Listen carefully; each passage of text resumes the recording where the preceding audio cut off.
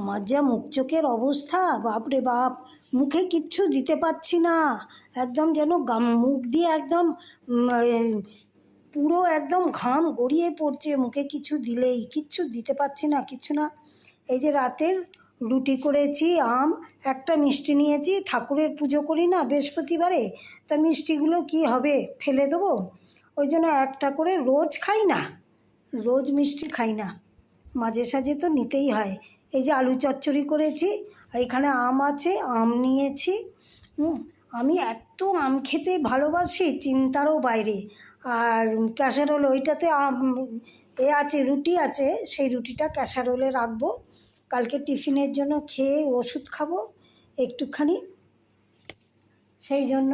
তা 9:30 বেজে গেছে, একটুখানি খেয়ে নিয়ে গা হাত ধুয়ে বিছানা টিছানা করাই আছে, একটুখানি গিয়ে শোবো তারপরে।